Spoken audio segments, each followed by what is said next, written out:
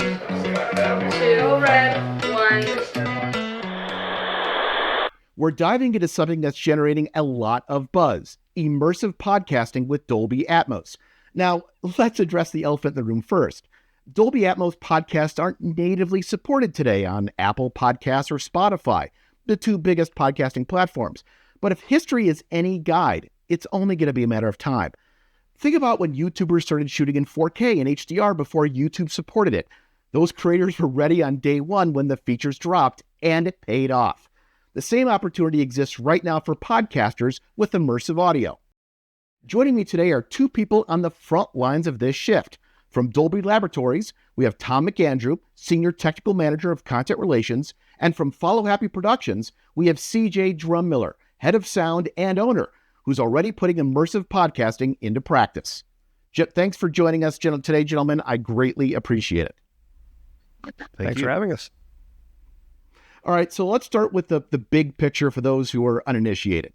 For people who might only know Atmos from cinema, what does immersive audio mean in the podcasting world? And what's Dolby's vision for how this changes the way podcasts are made and experienced? So, whenever I set up a conversation about podcasting with Dolby Atmos, I kind of get a look from some people about, well, why? Podcasting is two drunk guys sitting in a garage sharing one microphone, right?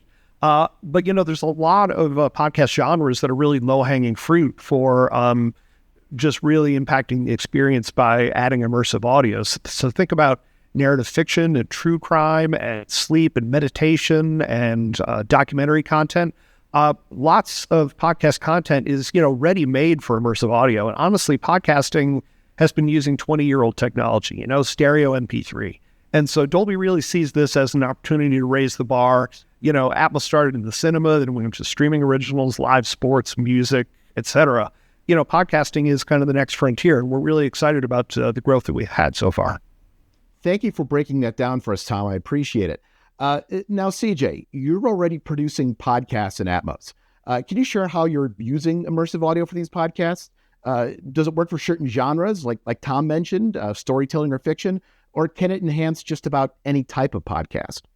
Yeah, I think the first, leaning into the narrative and the fiction, the sound design aspects of what we can do with that, with the immersive, is now something that's able to really trigger the imagination in ways we haven't been able to do that before, especially with the idea of binaural rendering and the idea of really being in the room. The nice thing now is what we're seeing also is kind of a, almost what it would be a talking head, but also able to add little splashes of, design and things that are really, I would say, increasing the, attention span of what would maybe just be a dialogue show. Now we're able to add little subtle hints and then maybe even some storytelling to where we really can dive into the immersive side of the imagination and kind of inspiring some of those visions, even if it's an audio only format, which is kind of my passion, is where, we're leading with audio. Now it's just a matter of, painting those pictures in a deeper way than what we've been able to do before. I would also add that, we don't want to pigeonhole Dolby Atmos for podcasting into strictly storytelling. We're talking to talk podcasters about, look, there are titles on Netflix, for example, where it's, say, a talkie movie, but they still create it in Dolby Atmos. And there are subtle things you can do in the body in the show, but just right from the ta-dum at the top of the show, we're kind of communicating the message that you're hearing something special. So even a talk podcast that's largely in the front of the room, there's a lot you can do with theme songs and bumpers and maybe roll-in clips, things like that. It doesn't have to be wall-to-wall things flying around behind you. Dolby Atmos just gives you more possibilities for talk as well as other genres. Thank you for clarifying that, because I think often people jump to that conclusion and kind of clarifying that it can be used for more talking heads, for lack of a better term, content. I think will answer a lot of questions. The first question we normally get asked when we talk about new technology is what are the metrics, right? And so what I wanted to ask both of you, both from a word on the street as well as tangible metrics, is what are you both seeing in terms of results? Are you seeing retention being longer, or listeners sticking around longer? Are they engaging differently, maybe going on social media and discussing it? Or is it still kind of too early for hard data? And even anecdotes would be great here. So we have over 10 podcast streaming services all around the world, podcast and audiobook, that are already using Dolby Atmos today. The biggest example is Audible, primarily audiobooks. They've also folded in some other content from Wondery, as part of the same family. And yeah, from some of our partners, I can't say, I can't share their research myself, but yeah, they are absolutely seeing that there's much more listener retention with an immersive experience versus a stereo experience. So I know that's a squishy answer, but the short version is yes. And CJ, have you been getting feedback, word on the street from people who are talking about the immersive podcast and how interested they are? Yeah, I think the amazing thing is really when you get the chance to go and sit in a room and just sit and listen to the immersion, and just to watch the face and watch someone for the first time come in and sit down and listen in Atmos, especially in a room. It's just pure joy. I guess pure joy to, especially as a sound designer, as a mixer, to be able to express your story in a way that connects on a deep level, like it does when you're able to listen to this, and not just in a room, but also the head tracking that you can do, even with headphone presentation, the down mix of the binaural, and being able to perceive like height and depth, and now, stuff that's maybe from behind us walking up. It's just a total playground for someone that loves sound design and be able to tell stories in this way. And so it's just really a new world. And I guess it's not new. We've been around for a while now, and it's a technology that's constantly advancing and getting easier and easier. So it's just I would say overwhelmingly positive on the reviews. Yeah. And also what we've heard from mixers is that, it is a bigger paint box, and you don't have, with audio only entertainment, you don't have the tyranny of the screen. You have to put the sounds as they relate to the screen effects. One true crime podcast mixer I talked to, John Bowen, he was one of the early guard that started in Dolby Atmos early, along with CJ. He gave a great example of, when you're doing true crime, okay, there's the scene where the host is interviewing the police detective, and you're kind of in the audience, and that's in front of you. But then you switch to a recreation of the murder or what have you. Now you're the protagonist, you're the victim, and things are happening all around. So you can define the audio vocabulary, not just for a whole show, but even scene by scene. And again, it's deeper immersion into the storytelling.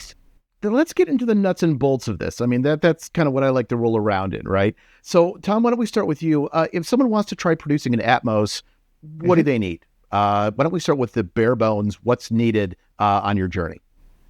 So the first thing I want to say is we're not trying to sell you stuff. We do have our Dolby Atmos renderer application that we will sell you.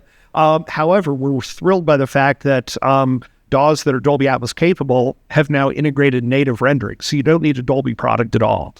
So Pro Tools and Apple Logic Pro and DaVinci Resolve and Nuendo and Cubase and Persona Studio One, we're getting more and more DAW platforms that are Dolby Atmos capable, and right in the DAW itself. Again, you don't need the Dolby application if you don't want to use it. So in terms of mixed rooms, and CJ can actually speak to this because he totally rolled his own and did an amazing job of it. But, with sound for picture, like if you're delivering to a Netflix or a Disney Plus, there's a requirement that you have to have a minimum 7.1.4 room configuration. So that's left, center, right, pair of sides, pair of rears, and then 4 overhead speakers, basically in a box around the listening position.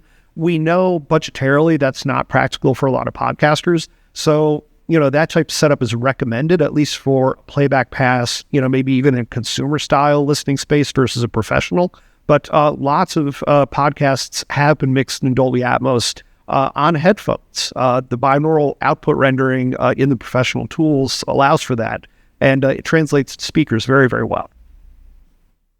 And CJ, that brings up a great point that maybe, CJ, you can address, is that when we're taking existing facilities or facilities maybe that have just been deployed recently but don't have the immersive component to it, are we looking at upgrading microphones? Tom already talked about speakers, but are there microphones that make this easier, or can we use legacy microphones? What are some of the things that you put into place when you rolled your own?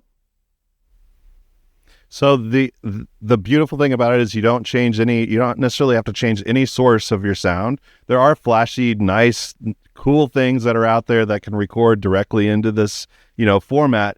But the beautiful thing is you're really looking at using mono-sourced objects or mono-sourced tracks that you can then place in a 3D, space. And so with what Tom was talking about, yes, it's awesome to have a room, but the beautiful thing about what this tech does is it's a scalable thing. So when you can start where you're at right now with, even if you're only mixing on a 2.0 or just headphones or binaural rendering, the beautiful thing about, and people get kind of caught up on the number of speakers or whether it's a 9.1, like how many magnets do we need in this space, right? So what the cool thing is though, is if you stop thinking about the number of speakers and just start to think about a 3D cube space.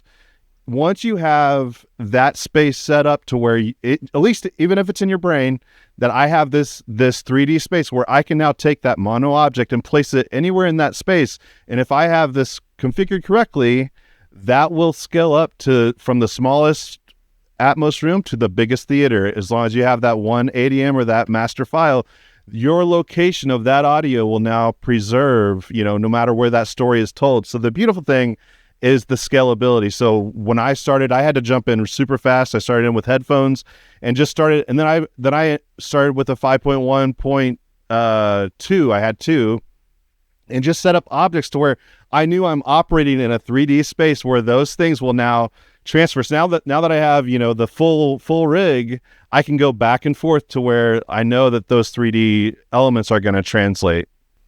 So during the onset, I mentioned Apple and Spotify and the fact that they don't support Atmos yet. So when, not if, it comes to the platform, how should podcasters think about future-proofing their content today so they're ready to stand out when immersive podcasts go mainstream? Yeah, so the future-proofing of trying to get into where, you're ready for Atmos when you're ready to make that jump is really about the isolation of those channels. So if you've got, multiple people talking, you're going to want to keep those, on a separate channel just in case you want to spread things out. So anything that ends up on the same channel is going to be a little tougher to spread out. You can pan it and post if you want to, but I would say as much individual tracks, the ISO tracks as you can preserve. That way you have the freedom to, move things out around as much as you'd like. And one thing I would say about deliverables is that, Dolby Atmos in our mind is always the hero mix because you can easily and automatically derive a stereo output from that. Literally, once you have your Atmos mezzanine file, you click re-render to stereo and go get a cup of coffee. The Atmos tools give you the opportunity to also create a binaural output. Binaural is great for professional monitoring when you don't have a speaker-based environment, but I would say we strongly recommend not releasing actually to consumers in binaural. Because the thing is, and by the way, binaural refers to a headphone experience where it still sounds immersive. It still sounds like you have things in front of you, behind you, above you. It's phase and delay and EQ trickery that makes two channels actually sound like a full sound field, but only on headphones. Again, binaural sounds awesome on headphones, but it only sounds awesome on headphones. And a lot of people do listen to podcasts on headphones, but just as many people also listen on smart speakers and laptops and tablets and cars, actually. So there's about 20 auto OEMs now that actually have Dolby Atmos in cars today, and so we're super excited about that. To me, that's where I listen to all my podcasts. It just helps the miles go by. But binaural, again, it's great on headphones, but it kind of breaks on speakers. So if you're listening, for example, in a car or a living room, it's not going to be a great experience. So, for now, for non-Atmos capable ecosystems, I'd say, hey, just release in straight stereo. But, absolutely create in Dolby Atmos for when more platforms light up. Well, gentlemen, this has been a fantastic look into the next era of podcasting. Obviously, immersive audio just isn't about the surround sound. It's about telling listeners or pulling listeners deeper into the story. And then as creatives, CJ, it makes what you do even more interesting because now you're able to tell a story in a completely different way that historically hasn't always been there. So now we're going to be transitioning to our live Q&A, which both of you are going to join. So let's get your questions ready and ask away.